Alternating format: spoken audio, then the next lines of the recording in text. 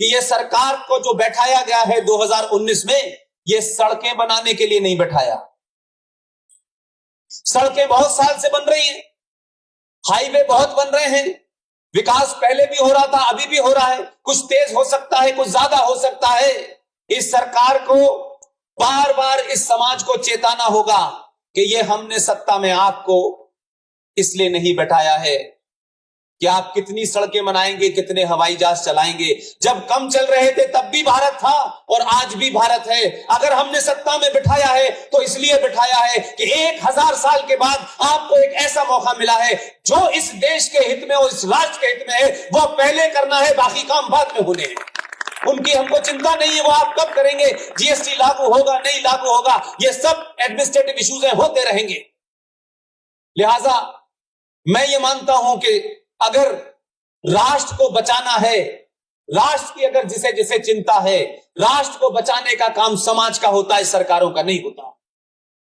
लिहाजा आपको सिर्फ इतना ही जानना है कि आपका पुरुषार्थ क्या था, आपकी उत्पत्ति कहां से हुई थी, और 1000 साल में जो आपके अंदर कमियां आई, उन कमियों का कारण है कि आप कुछ समय तक तो गुलाम रहे, फिर आजाद हुए तो आजाद गुलाम के गुलाम हो गए आप।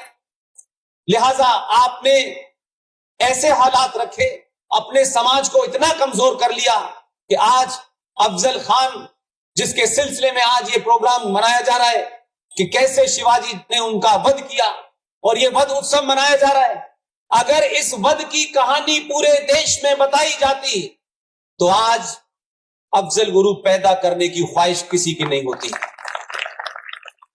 ये अलग बात है कि इस देश में एक विश्वविद्यालय है, उस विश्वविद्यालय एक अजीब किस्म का है, सुपर इंटेलेक्चुअल है, विजनरी प्रधानमंत्री के नाम से है, उसमें जितने काम होते हैं महान कार्य होते हैं, लेकिन सच बात को अगर दुनिया के सामने रखते तो आज उनके खिलाफ आंदोलन खड़ा होता।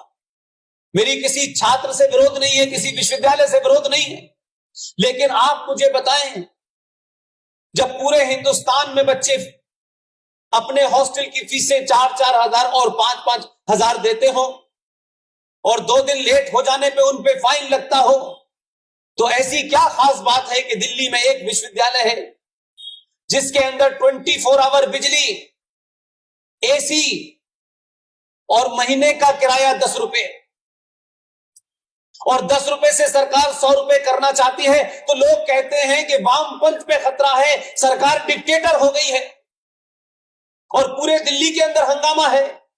और ये वो लोग हैं जो 10 रुपए के कमरे में रहते हैं, जिनके हाथ में 70,000 रुपए का मोबाइल है।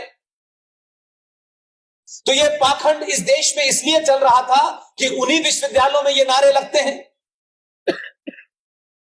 अफजल के नारे लगाएं, समझ में आता है अफजल के चाहने वाले कई करोड़ हैं इस देश के अंदर। आपने सरकार बदली, सरकार बदलने के बाद हर उस जगह पे कुछ ना कुछ ऐसा डाला जा रहा है कि जितने अफजल हैं एक ही दिन में बाहर आ रहे हैं। पूरे देश में कहां कहां अफजल है उनका पता चल गया है और उनका इलाज भी हो रहा है। लेकिन यह सिलसिला किसी सरकार के आने और जाने के बाद रुकना नहीं चाहिए। लिहाजा यह कहा जाता था हमारे साथी से, जम्मू कश्मीर में कहा गया कि अगर आर्टिकल 35A से छेड़छाड़ की गई तो हम जम्मू कश्मीर को 1947 जैसा बना देंगे।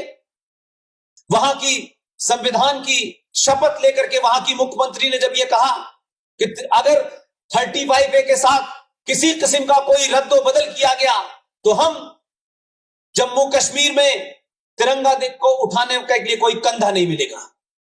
अगर यही बात शपथ लेकर के भारत का कोई राज्य का मुख्यमंत्री कह देता तो इस देश में सेकुलरिज्म खतरे में पड़ जाता। लेकिन हुआ क्या?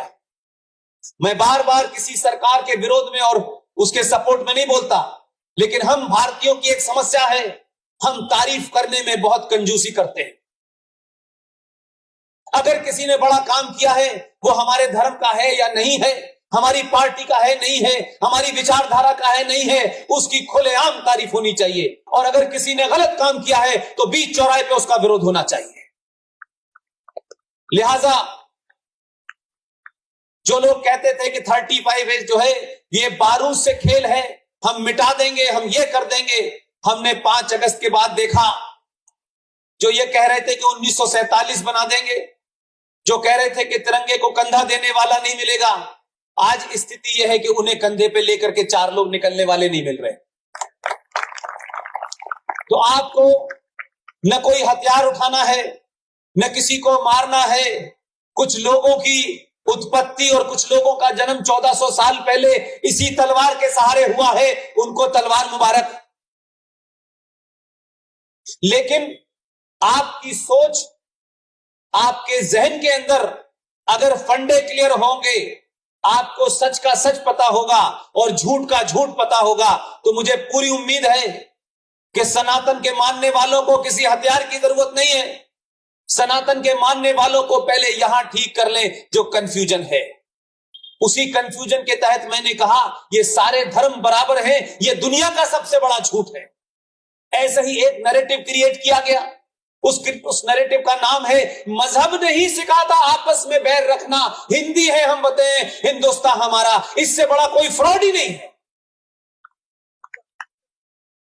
अगर मजहब ये नहीं सिखाता तो फिर मजहब किसी को कन्वर्ट करने की इजाजत कैसे देता है? ये कैसा मजहब है कि वो आपको कन्वर्ट करने के लिए रुपये, पैसे, मार पीट सब कुछ करता है? भाई, हमने किसी का 5000 साल का जो रिटन इतिहास है उसमें एक कोई घटना बता दे, एक कोई घटना बता दे इस 5000 साल में हमने किसी का देश लूटा हो, हमने किसी की बहन बेटी की इज्जत लूटी हो और हमने लूट कर जो माल लाए हो उसको बांटा हो। लेकिन एक मजहब है इस धरती के ऊपर जिसकी किताब और जिसकी सोच ये कहती है कि अगर आपने लूट की है, आपने पैसा लूटा है, हीरे जवाहरात लूटे हैं और उस लूट में औरतें भी लूट के लाए हैं, उन औरतों का भी हिस्सा बराबर होता है। ऐसा हमारे धर्म में नहीं होता भाई। इसलिए ये मत को कि सारे धर्म बराबर है, धर्म सिर्फ एक है, मजहब बहुत सारे हैं। ये मजहबों में तो हो सकता है, धर्म में नहीं होता। ये जो गंगा जमुना तहजीब है, इस गंगा जमुना तहजीब का सबसे ज्यादा शिकार हम बने और सरकारों ने आपकी कमजोरी के कारण आपके संविधान में भी प्रावधान ऐसे किए कि कभी आप इस बात को सोचे ना, कभी उस तरफ देखे ही नहीं। लेकिन मैं बार बार कहता हूं कि नेताओं से के अलावा इस देश में बहुत बड़ा समाज है, जागरूक समाज है। उन समाज के लोगों ने लोगों के बीच में चौराहों पे, पुलियों के ऊपर ये चर्चाएं क्यों नहीं हुई कि भारत के संविधान में ये धारा कैसे जोड़ दी गई है, किसके कहने से जोड़ी गई है? ये कौन सा 1927 का कानून चल रहा है भाई कि सिर्फ इस देश के बहुसंख्यक समाज को अपने कॉलेजेस में, अपनी यूनिवर्सिटीज में, चाहे वो प्राइवेट हो, उसमें उसे अपने धर्म की शिक्षा देने पर रोक लगी हुई है। कमाल की बात यह है कि मैं अपने बच्चे को सनातन बताना चाहता हूं, मैं चाहता हूं कि वो सनातन के बारे में जाने, लेकिन उसके पास कोई रास्ता नहीं है कि वो कहां पढ़े।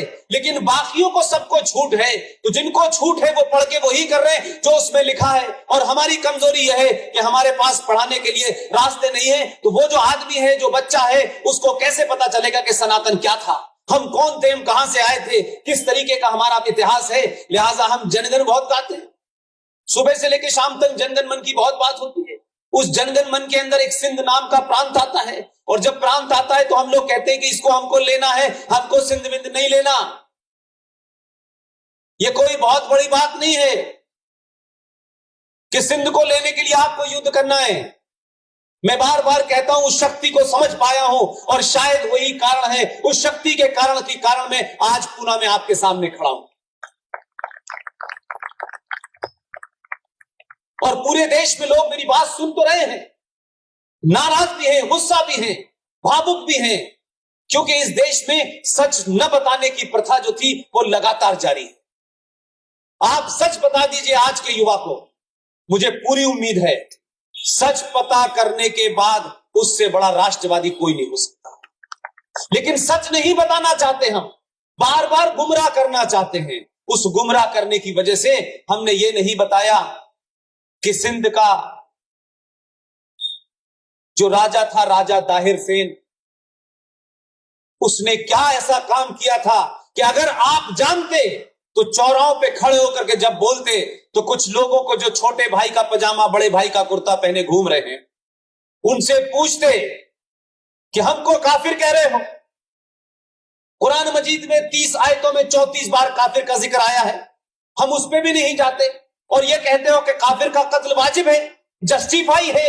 आपकी किताब कहती होगी, हम तो नहीं मानते, लेकिन थोड़ी देर के लिए अपने गलेबान में झांको। एहसानमंद होना चाहिए उन तमाम सारे लोगों को जो दुनिया में हैं। मैं सिर्फ भारत की बात नहीं कर रहा हूं, उन 57 देशों की बात कर रहा हूं जिनसे यह बात छुपाई गई है। और ये कोई इतिहास में 1000 साल एक लम्हे के बराबर होता है, कोई बहुत बड़ा उसका काल नहीं होता। प्रॉफिट मोहम्मद साहब, उनके दामाद का कत्ल मस्जिद में किसने किया था?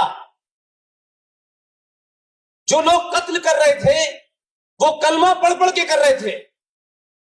ना उसमें कोई रामलाल था, ना श्यामलाल था, ना विश्व हिंदू परिषद थी, ना आरएसएस थी। तो कौन लोग थे भाई, बताओ दुनिया को। प्रॉफिट मोहम्मद साहब की बेटी बीवी फातिमा का किसने उनके घर में आग लगाई और जलते हुए दरवाजे में उन्हें दबा दिया और उनकी मौत हो गई। प्रॉफिट मोहम्मद साहब के नवासों को करबला के मैदान में किसने मारा? ये बताओ ना, तब पता चलेगा कि असली सनातन वाले कौन होते हैं और ये जो तुम किताब को फॉलो करते हो, तुम में और हम में कितना फर्क है। उनके नवासों को मारा, उनके नवासों के नवासों को। अगर ऐसी मिसाल, ऐसा इतिहास जो कि ना आरएसएस ने लिखा है, ना विश्व हिंदू परिषद ने लिखा है, क्योंकि ये बेचारे कुछ भी कहते हैं, लोग कहते हैं साहब ये तो मनगढ़ंत कहानियां हैं, लेकिन आपने जो इतिहास बताया है वो तो मनगढ़ंत से भी आगे है। और आप अपने यहां इतिहास न पढ़ाएं, पूरी दुनिया आपको उसी सनातन से जानती है और उनके पास इतिहास ओरिजिनल है, कोई उन्होंने उसमें टेम्परिंग नहीं की है।